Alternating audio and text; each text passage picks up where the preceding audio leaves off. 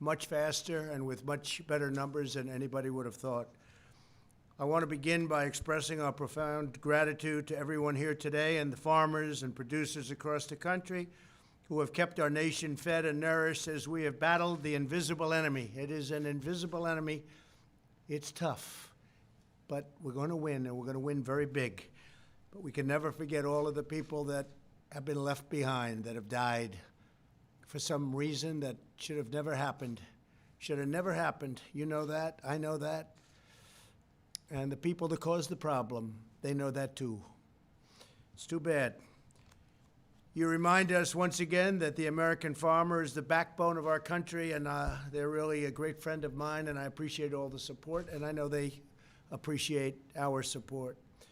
We're glad to be joined by Secretary Sonny Perdue along with Ivanka, who has been working closely with Sonny to deliver this vital assistance for farmers and needy families. I'm also grateful to the president of the American Farm Bureau Federation, Zippy Duval. Thank you very much. Thank you, and thank you, Zippy, thank you. The president of the National Cattlemen's Beef Association, Marty Smith. Marty, thank you, Marty. And several of our great agricultural producers. Nice to meet all of you. It's really good to meet you. Zippy, you doing okay? Doing great. You got my condolences, I hope, right? Yes, sir. Okay. Zippy was married to a great woman. And for purposes of the record, you still are, you always will be, right? She was a great person. Yeah, no, she was a great person. From day one, my administration has been determined to protect our nation's incredible farmers. We enacted historic tax cuts and helped family farms stay in the family. What we did is we passed, as you know, in the tax cuts, the death tax, the inheritance tax. Small farms and ranchers and even businesses, you don't have to pay it. It's a big deal. Instead of losing your farm, you keep your farm. I think that was a big deal. What do you think? Maybe your farm is so big it doesn't qualify. No, but we eliminated that horrible death tax, and most of the kids, many of the kids lost the farm. They go borrow and to pay the tax, and then they ended up losing the farms, right? You don't have to pay that tax anymore. I think that's one of the reasons the farmers like me, I guess, but hopefully that's not the only reason. We eliminated crushing Washington regulations, kept our promise on ethanol, and replaced and negotiated our badly broken trade deals to finally give you a fair and level playing field. When China unfairly targeted our farmers, we provided $28 million in direct assistance, and it came from China, not from our government. And you know, that happened, and they paid for it. We didn't pay. You know, they have this misconception. They like to say this as much as possible. China devalued their currency in order to pay it. We didn't pay it. And what we did is we helped. I went to Sonny. We had $12 billion 2 years ago. We had $16 billion last year. And this year you'll be hearing about what we're doing because it's very substantial. And through the Paycheck Protection Program, we have approved billions. Thank you, Robert. That was great. Appreciate it. David Hickman is a vegetable grower who runs Dublin Farms in Virginia. His potatoes will be among the produce distributed to local food banks through the Farmers to Families program. And David, please come up and say a few words. Hi, David. Thank you, Mr. President. I'm David Hickman with Dublin Farms in Horntown, Virginia. We are a fifth-generation operation, produce fresh market potatoes, redskins, yellows, whites. This program is going to help tremendously with the movement of potatoes this summer. For us, we have 6 distributors who are our current customers that are doing the food box program. So our potatoes will be in some of these food boxes. We've submitted bids for 5-pound bags to go directly to the food banks of yellow and white potatoes. So certainly going to impact the Virginia potato business. So you have 5-pound bags. What other size bags do you have? We have a packing operation. We pack 5-pound bags, 10-pound bags, 50-pound bags, and then 2,000-pound bags that go to other packers. But a lot of our business goes into the terminal markets also. That's dependent on restaurant business, so we're anxious to see our restaurants get back up. Certain sizes of potatoes are used primarily for food service, so it's So is important. potato a big business in Virginia? Regionally, it's a big business in our area called the Eastern Shore. And how does that area compare with Idaho? Oh, we're very, very, very small compared to the Idaho production, but we fit a niche between Florida and North Carolina's spring production before. Is it a very similar product, would you say, or is it different? No, the Idaho potatoes are like the russet, long potato. right. We grow red skin potatoes and round yellow potatoes Could like the you grow Yukon. in Idaho? We type do, potato but we, here? we fill a different market. That's very good. Our I don't know, potatoes, Just interesting to me, right? yeah, What our do I know potatoes, about potatoes, right? yeah, our potatoes are shipped right from the field to the store. That's great. Where Idaho, they store them through the winter. Wow. And we also grow green beans for fresh market, which is largely dependent on restaurant business. That's great. Also grow corn, And you soybeans love that for the business, poultry. right? Been in it all my life, yes, sir. On my home farm, there's been potatoes planted there since 1887, which is sort of unusual in the country. All different parts of that field farm has been in potatoes. It's a beautiful Sometime. business, beautiful way to We live. appreciate what you're doing for us. Thank you very much. Thank I you. appreciate it. Great job. Gave me a little education in potatoes. That's interesting. I wonder if the media enjoyed that. I don't think so, but that's okay. I might. Be careful. I might. I'll be there. We're going after Virginia with your crazy governor. We're going after Virginia. They want to take your Second Amendment away. You know that, right? You'll have nobody guarding your potatoes. As each of you demonstrate, a healthy economy is vital to maintaining a healthy society. And by working together, we can restore our economy, shield the vulnerable, care for the needy, deliver world-class health care, and vanquish the virus. And I have to say, the job you do is so powerful and so important. The American farmer is very critical to the success of that mission. And what I'd like to do is, just before I finish, I'd like to ask Zippy to come up and say a couple of words, because he really is at the forefront of so much of what we do. So Zippy Duval, come on up. Well, thank you, Mr. President. I remember 4 years and several months ago, I won the election to be president of American Farm Bureau, and candidate Trump called me, and he says, I'm going to be a friend to the farmer. And Mr. President, I'm here to tell you today, thank you. You've lived up to those words that you made to me that day. I represent all farmers across the country. I also farm. My son and I'm third generation, my son's fourth generation. We run a 400 cow beef cattle operation, and we grow chickens for Pilgrim Pride, about 1.5 million chickens a year. And the farmers across America are very appreciative, Mr. President, of what you've done. You've stood behind us during the trade war. You stood behind us during all the difficulties we went through. And now with the pandemic, you stood behind us again. And you know, and you've made the comment, we're the only group that comes to the White House without our hand. We don't come with our hands out. That's true. We want that level playing field. We want that trade. We want to be able to make our money from the markets. But we appreciate, when we're going through difficult times, that you stand behind us. This pandemic's made us realize one thing.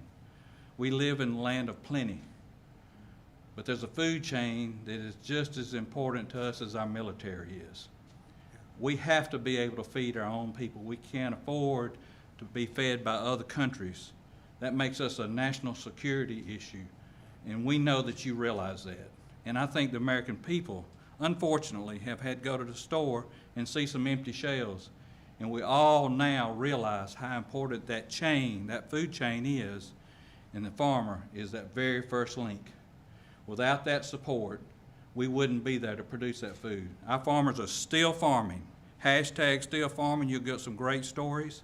We've touched over 50 million people with that hashtag, talking about what farmers are doing, still farming. But we want to thank you. We want to thank Secretary Perdue for his hard work, and his staff's done an excellent job putting this program together. And we want to thank Congress for thinking about agriculture too, and delivering it to your desk for you to sign. So many thanks for helping the people that feed the American people. And we look forward to continuing to work with you, Mr. Trump. We appreciate it. Thank you very much. Thanks, Zippy. That's true. 4.5 years ago, I called Zippy. Never spoke to him. And he liked me, I liked him, and I don't know. I got good support right from the beginning, but we've come through. Yes. And We've thank you come for your through. tribute to my wife. Absolutely. She's a great woman. Great woman. Thank you very much, Zippy. So just to conclude, American farmers, ranchers, and growers feed, fuel, and sustain our nation. They're proud defenders of the American way of life, and I'm proud to stand right by their side in this hour of need. And the food chains are now back to almost working perfectly again. They had some interruptions, which you knew about, and we were able to take a very bold action. You saw that. And that action caused them to do what they had to do. And they're in good shape, and very shortly they'll be in absolutely perfect shape. But people were worried about that. The action we took was a very important action, Larry Kudlow, wasn't it? We did a good job. Now I'd like to ask Secretary Perdue to say a few words, followed by Ivanka and Marty Smith, if I could. Okay, please. Please. Mr. President, I remember very clearly you calling me just a few weeks ago when you read about the effects of the pandemic on American agriculture. And once again, you directed me, Sonny, we're going to have to help our farmers.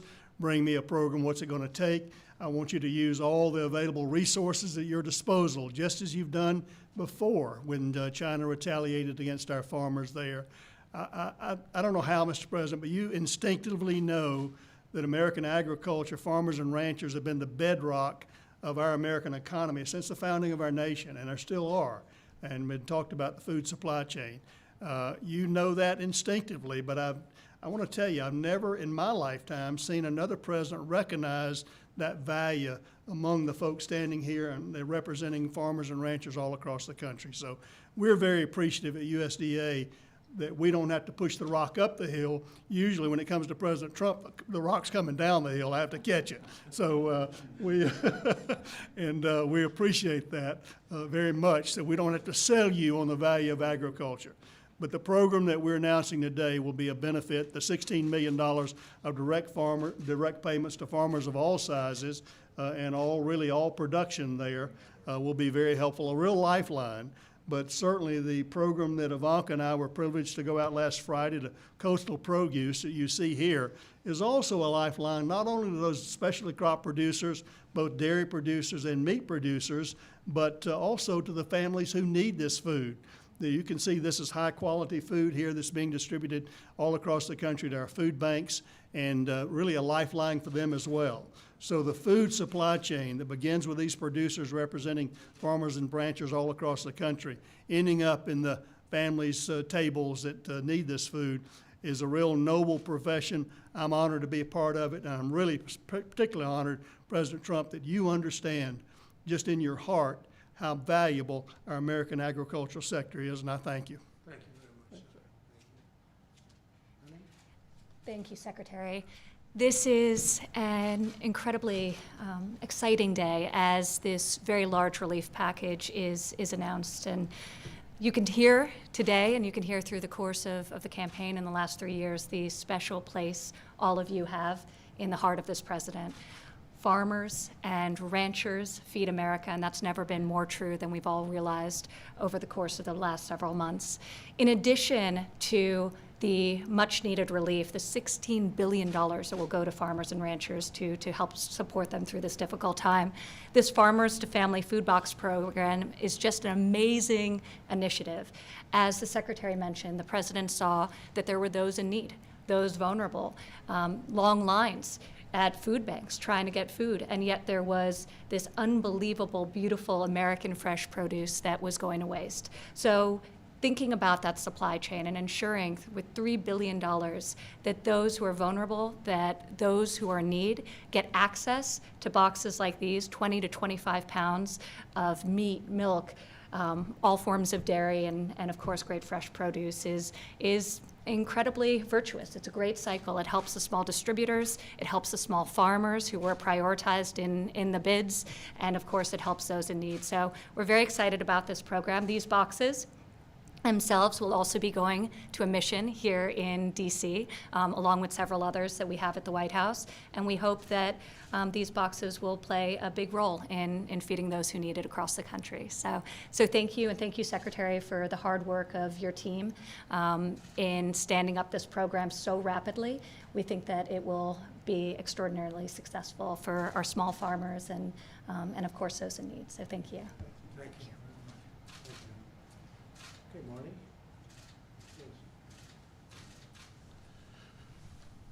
Thank you, Mr. President. You have provided unprecedented leadership and to the United States and to the world throughout this crisis. And with that, you have shown so much concern and so much support for American agriculture. And on behalf of the National Cattlemen's Beef Association and the rest of agriculture, I want to say thank you. I'm Marty Smith, and I'm a rancher from Florida and serving this year as president of the National Cattlemen's Beef Association. Your executive order a few weeks ago directed toward the packers. We're starting to see the impact of that. We're getting beef, pork back online and getting the products back on the shelf. You know, America's farmers and ranchers continue to work around the clock to feed the public, to feed all of our nation, feed a large part of the world. What you've done with that and what we're doing with this current program enables us to stay in business and continue to do that. Again, we thank you for that. We thank your administration. Working with Secretary Perdue has just been a great way for us to all move forward. But even more importantly than that, I want to thank you and your family. You know, with us, it's all about our families and our family operation. Your family is just as dedicated to this, and Ivanka, we thank you for the support you've shown to us. It's just, it's so meaningful, and together we get through this and we do beat this. And we keep the highest quality, safest, most sustainable protein sources on the plate of Americans all through this. And we thank you. Thank you very much. Thank you. Okay, any questions real quick? Mr. President? I'm going to Capitol Hill, so. Mr. President? Thank you. Will any of this aid be directed towards cattlemen, chicken farmers, and pork producers who have had to euthanize their flocks already because of the pandemic? Do you want to answer that question? Yes, we're gathering that data now. This particular direct payment is not directly for that.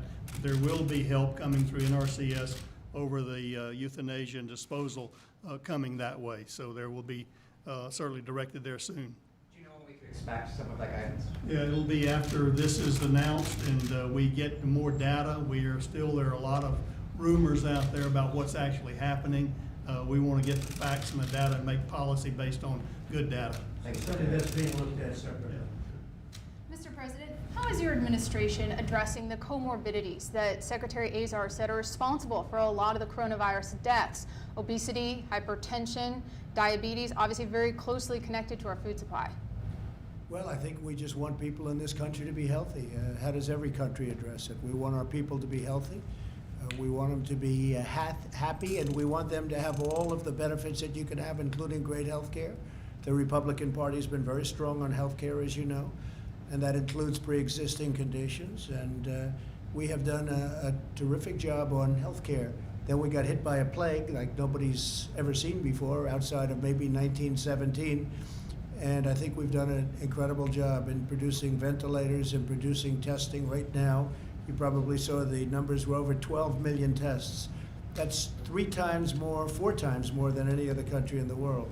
And we're talking about countries that have done a good job. Nobody's done testing like us. Plus, we have the highest quality test. So very simply, we want our people to be healthy. With Steve, diabetes, hypertension, and obesity, specifically, that's very closely connected to the food supply. How are you addressing those specifically? Your own Health and Human Services We want to get Secretary people said sure. that's why America has so many COVID You deaths. know, we want to give people great food, and that's one of the reasons we have our farmers and ranchers involved.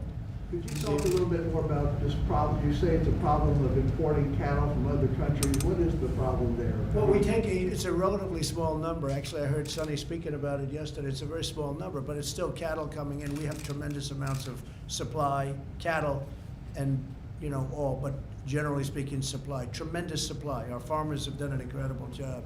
And now the distribution is being made much better than it has been, and better, I think it'll end up being much better than it's ever been, Zippy. But I'm saying, why are we bringing in cattle? Old trade deals that were made a long time ago, why are we bringing in cattle from other countries when we have so much ourselves?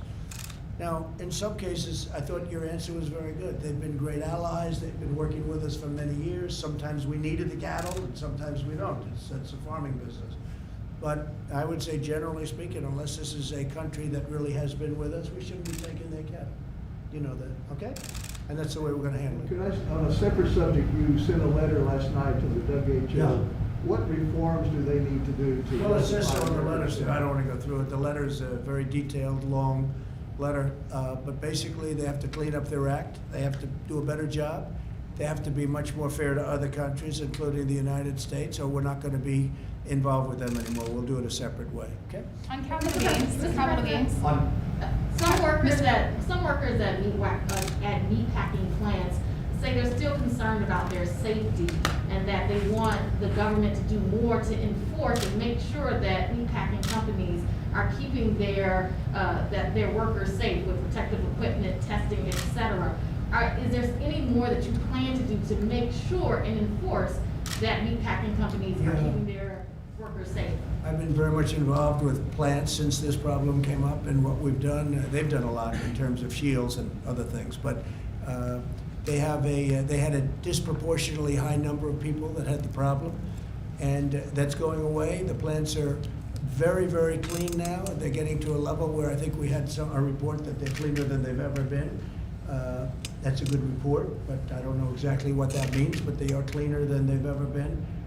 They're doing a very good job, I think, right now in terms of the Production Act and in terms of what we're enforcing. But the meatpacking plants are coming online. Many of them are online, and fewer problems are being seen. If we didn't act, we would have had a big problem. If somebody was in this position that didn't act, we would have had a big problem. But it's something that we were very much involved in because we saw it very early. Okay, did you have a question? Yes, are you extending the ban on non-essential travel over the U.S.-Canada border? U.S.-Canada? Mm-hmm. We're dealing with the Prime Minister's friend of ours, and we're very close to Canada. We just signed the USMCA, which is a big deal. That's with Mexico and with Canada. And we're dealing on that subject. And we're also on the southern border. As you know, the wall is going up. It's going up very rapidly. We're at 182 miles. Wherever we have the wall, it's just ended. It's just ended. People coming into our country illegally. We're stopping drug traffic. We're stopping trafficking in people, mostly women, because they traffic mostly women, unfortunately. It's a tremendously big business. It's a horrible business. And we're stopping it. There's a worldwide problem. This isn't a problem for our southern border, but our southern border is a big point. And we're stopping trafficking. The wall has had an incredible power and strength on what we're doing. I have to say that so we'll have, by pretty early next year, we'll have 450 to 500 miles of wall fully built. So we're doing a great job on the border. We have among the lowest numbers we've ever had of people coming in, and we're moving them out as soon as they come in. As they come in, we're moving them out. Literally, we're moving them out immediately. And that's never taken place before, meaning in modern history, it's never taken out, never taken But out. on the question of non-essential trade, are you going to extend the ban that you put in place on non-essential trade between? For now, yes, but we're talking to Canada. As things clean up in terms of the plague, we're both going to want to do the normal. We want to get back everything. We want to get back to normal. I think we're going to have a fantastic year next year. I think we will do very well in the fourth quarter, and I think the transition quarter, which is coming up, we're starting it very shortly, the third quarter, I think you'll see some very good numbers, but you're going to see some great numbers in the fourth quarter, and you're going to end up doing a great year next year. And you can see it. Look at the states that are opening up. They're busy, and their numbers, interestingly, are going down. So they're opening up. You look at Florida and Georgia in particular, their numbers are going down. So we're very confident that we're going to have a tremendous turnaround. And we had to turn it off artificially, and now we're turning it back on. And you're going to see some tremendous numbers. Thank you very much. I'm going over to Capitol Hill. Are you going to be urging the Republican senators not to pass the Phase 4 bill immediately? That's it, folks.